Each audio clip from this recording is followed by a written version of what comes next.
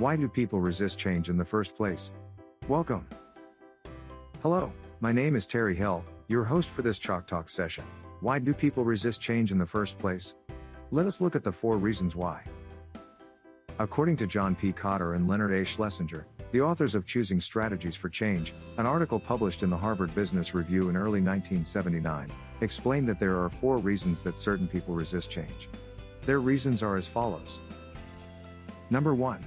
Parochial self-interest. One reason people resist organizational change is that they think they will lose something of value as a result. In these cases, where people focus on their own best interests and not on those of the total organization, resistance often results in politics or political behavior. Number 2. Misunderstanding and lack of trust. People also resist change when they do not understand its implications and perceive that it might cost them much more than they will gain. Such situations often occur when trust is lacking between the person initiating the change and the employees. Number 3. Low tolerance to change. People also resist change because they fear they will not be able to develop new skills and/or make behavioral changes that will be required of them. Some people are much more limited than others in their ability to change. And number 4. Different assessments. Another common reason people resist organizational changes is that they assess the situation differently from their managers or those initiating the change. They may see more costs than benefits resulting from the change not only for themselves, but also for their company as well. Here are 6 change approaches from Cotter and Schlesinger that you can use to prevent, decrease, or minimize resistance to change in your organization. The first approach is education and communication. One of the most common ways to overcome resistance to change is to educate people about the possible changes beforehand.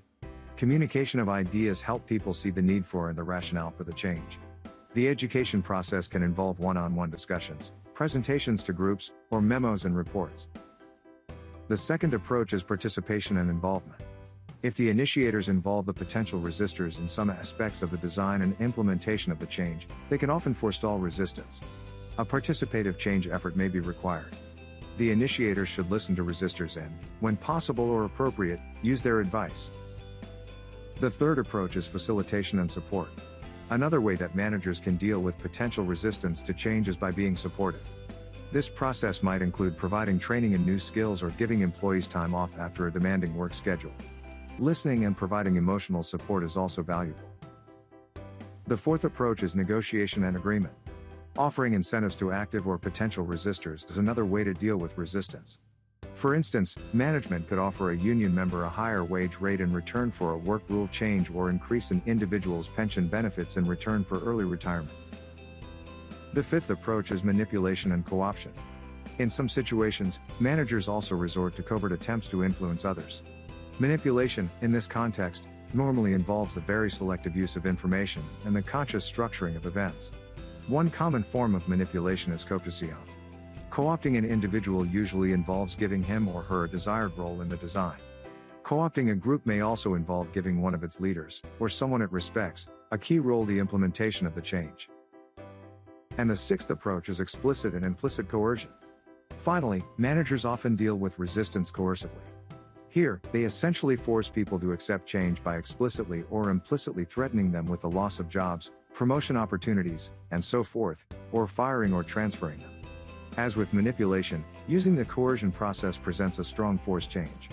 Nevertheless, in situations where speed is essential, and the change will not be popular, regardless of how they are introduced, coercion may be a manager's only option.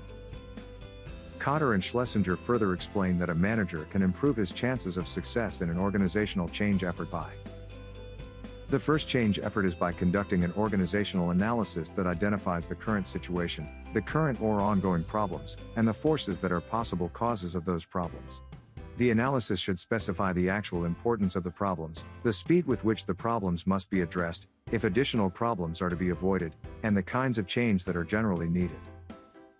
The second change effort is by conducting an analysis of factors relevant to producing the needed changes. This analysis should focus on these questions. Who might resist the change? Why might they resist the change? To what degree would they resist the change? Who has information that is needed to design the change? Whose cooperation is essential in implementing it? What is the position of the initiator vis-à-vis with other relevant parties in terms of power, trust, and normal modes of interaction, etc.? The third change effort is by selecting a change strategy based on the previous analysis that specifies the speed of change, the amount of pre-planning, and the degree of involvement of others. A strategy must be selected which uses specific tactics with various individuals and groups that are internally consistent. The fourth and final change effort is monitoring the implementation process. No matter how good a job you may attempt to do when initiating or selecting a change strategy, something unexpected will eventually occur during implementation. By carefully monitoring the process, one can identify the unexpected in a timely fashion and react to it intelligently.